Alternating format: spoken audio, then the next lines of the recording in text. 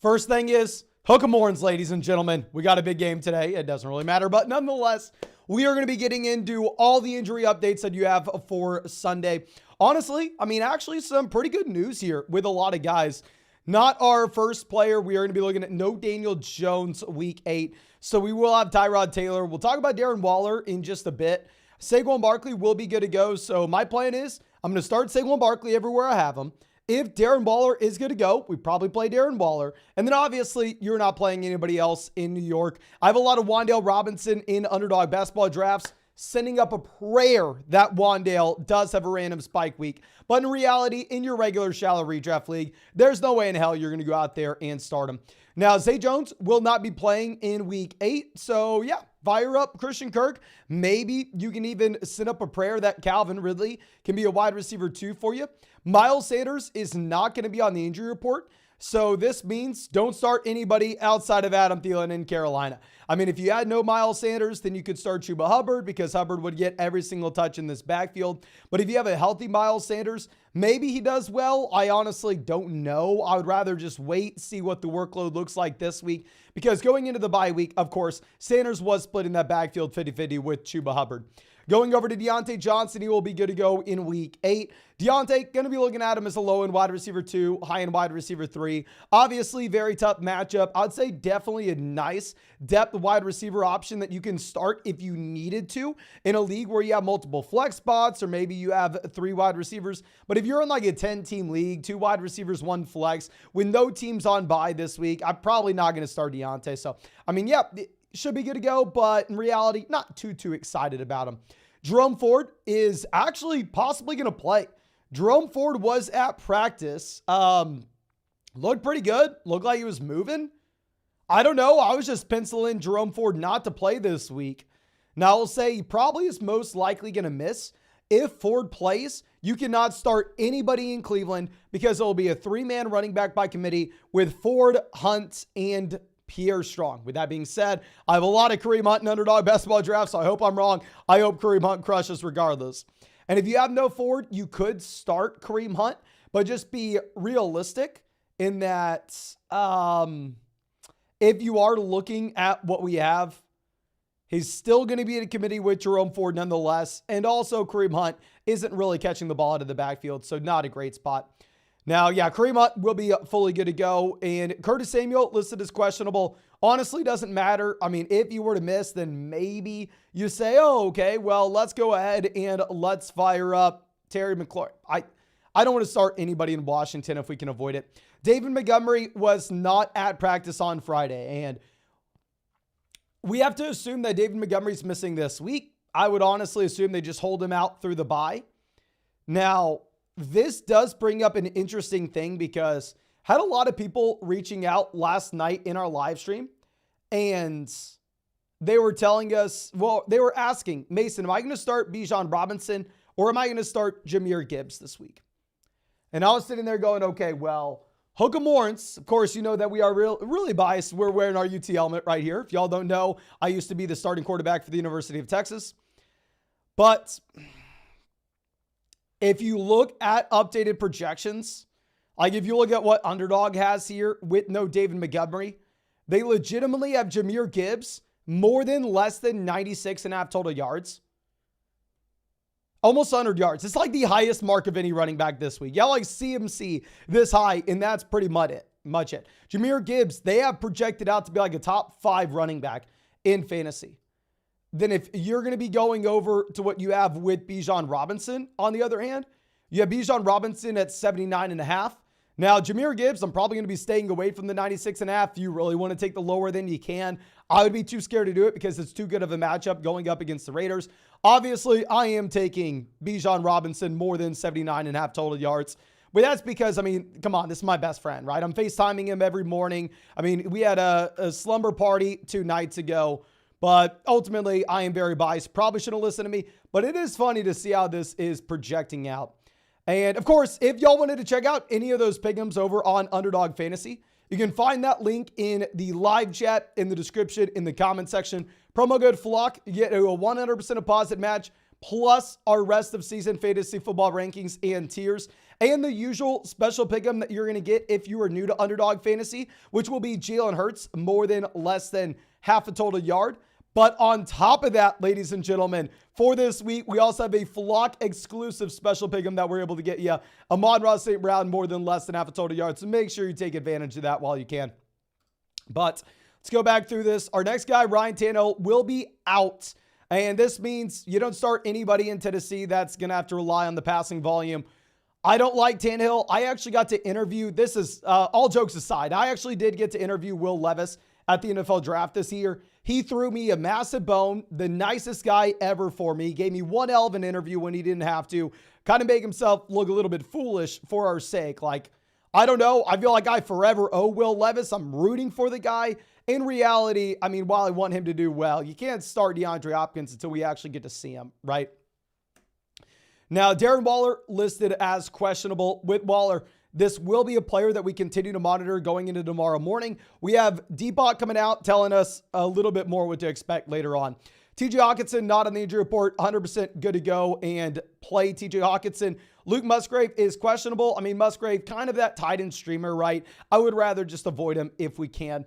Aaron Jones, not listed on the injury report, but the coaching staff's coming out saying we're still going to be smart with him. I don't think he's 100% by any stretch.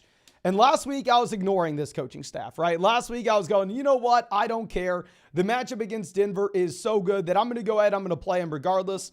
And yeah, I learned a hard lesson that we are not smart enough to go through and make that call. Doesn't matter how good the matchup is. If he is going to be out there splitting the backfield, I mean, getting A.J. Dillon more touches, Aaron Jones is not startable. You can play him as that low-end RB2. I would much prefer just waiting a week and see what happens. Roschon Johnson, not listed on the injury report. So, you know, I love both my guys. Love Roschon, love Deonta Foreman, Hokum Lawrence. However, in reality, neither player will be startable. They're going to be one of the worst offenses in the NFL this week, if not the worst offense in the NFL. And they're both going to be committee backs here. So I think Roschon playing means you can't start Deonta Foreman, even if he was a must-start guy last week. No Fields. I will say with no Fields, DJ Moore is still going to be about the same for me. We said this last week with DJ Moore as well, but Justin Fields has averaged 160 passing yards per game and 1 passing touchdown per game through his NFL career. Justin Fields leaving the Chicago Bears passing offense is not necessarily going to hurt the passing volume in this offense. However, with that being said, it's probably going to hurt the Bears offense overall, but obviously it's like the Anthony Richardson, Gardner Minshew effect. If you lose out on the quarterback that's going to rush the ball a ton, does it inherently hurt the receivers? Not too much. Now, Raheem Mostert will be good to go. You start Raheem Mostert regardless. Trevor Lawrence is questionable. Remember, we have no Zay Jones. Lawrence will play. I think you play Kirk and Ridley if you really needed to. Traylon Burks will be good to go. So if you wanted to go out there and pick up Traylon Burks off waivers, not going to fault you at all for that call because maybe there is some upside. This just goes to show again that you really cannot start DeAndre Hopkins with an uncertain quarterback, as well as the fact that Burks will be in. Zach Moss listed as questionable. Do not start Zach Moss. He falls in that bucket in my mind. I know we've been saying this for weeks, and it's slowly happening, but it is kind of happening. I think that he is ultimately going to be like that Tyler Algier mold, where if you really needed to start him, you could. But in reality, you're more so just going to go ahead and you are going to be rostering him for the hidden ceiling that he has if you were to see an injury to someone else. Now, Brock Purdy not only practiced on Thursday and Friday, but Brock Purdy officially clears concussion protocol, and Purdy will be playing in Week 8, ladies and gentlemen. So, I don't know. I mean, especially as we get to Debo, I would assume that we probably have no Debo Samuel this week. If that's going to be the case, you have to play Kittle. You have to play Ayuk. You have to play CMC. Brock Purdy's kind of whatever, though. Tank Dell, not on the injury report. And on top of this, you have Robert Woods ruled out Week 8. So Tank Dell, definitely a viable play this week in a good matchup against Carolina. Now, Kyler Murray was actually at practice, practicing in full, which does make us a little bit more excited about what we may get next week. Still probably not going to be playing this week, even if he was practicing in full. Kenneth Walker, not even on the injury report, will be good to go. DK Metcalf, not on the injury report, will be good to go. Tyler Lockett, still on the injury report, expected to play this week. However, Joshua Palmer is going to be a game time decision. I understand a lot of people were very frustrated with us not putting Joshua Palmer in the flex rankings. Ladies and gentlemen, it's very difficult for me to go through and rank someone like Joshua Palmer if we don't even know if he's for sure going to play or not. So, I mean, especially if he plays later in the day, right? I mean, just typically it's so much harder to go out there and project that out. Now, Jimmy G, not only practicing full, but Jimmy Garoppolo will be playing week 8.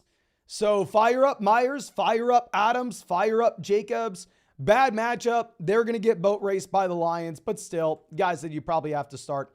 Daniel Jones will be out week 8, could possibly play week 9. I think we covered this at the very top. Pretty much, you're not going to go through and start anybody in New York anyway. But let's go over to Deepak. Now, this is a sports doctor that we have on Twitter. Corey from flockfantasy.com recommended us to him. And yeah, I mean, I really like his little breakdowns with stuff. Highly recommend throwing him a follow. You can see his ad on the screen. But he's coming out saying Tyreek's going to be playing. Remember, people were worried about this hip injury earlier on. Likely conservative management of his practice. Yeah, honestly, don't worry about Tyreek Hill. We don't even need to read this. Yeah, Brock Purdy, it's rare, but he is going to be playing and not really expecting any dip in production when it comes to concussions. Now, Joe Burrow, we should naturally assume is going to get better coming out of the bye week with his calf strain. I mean, now I would say that we can be a little more excited about Chase, a little more excited about Mixon, a little bit more excited about Higgins. Obviously, it is a very tough matchup, though. Then Austin Eckler, week 7 video suggests new low ankle, but practice participation suggests very minor. Expect 100% efficiency without workload limits. Do not be worried about Austin Eckler. T. Higgins, like we said, he should be good to go. I would rather just wait to see what he does this week, though, especially if we are hopeful, but at the same time, we are a little bit hesitant to go out there and say Higgins and Burrow are 100%, and it's a really tough matchup against San Fran. I stand by what we were saying over the past 2 weeks. I think you want to be buying low on T. Higgins, but at the same time, I don't necessarily know if we want to start him immediately.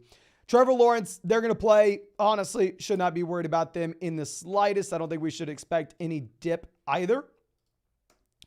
Now, Jalen Waddle had back spasms. Data suggests that there's not going to be any impact. And the Raheem Mostert, remember, we were shown earlier today that it looks like Raheem Mostert will be playing. Raheem Mostert will play. Aaron Jones playing. Data projects low per touch efficiency impact, but older running backs off of recurrent hamstrings injuries tend to have lower snap counts. Yeah, so if you're looking at this, probably can't go through and start Aaron Jones. Deontay Johnson lean towards playing, but low performance impact, but expected high re-injury risk. Okay, I mean, I like going back to what we're talking about, but I don't think that changes how we are starting our lineups. Maybe if that means you want to go out there and sell Deontay, you do you. TJ Hawkinson will be good to go. Saquon Barkley looks to be at 90% efficiency. And then honestly, not worried about any elbow. Zach Charbonnet, good to go. Honestly, you're not starting Charbonnet regardless. Kenneth Walker is playing. Maybe you are a little bit concerned about his re-injury. It doesn't matter. You play Kenneth Walker in a tough matchup against Cleveland. Zach Charbonnet is still someone you need to roster just because if something were to occur to Kenneth Walker, then Zach Charbonnet could be that league-winning running back. DK Metcalf looks to be playing at 100%.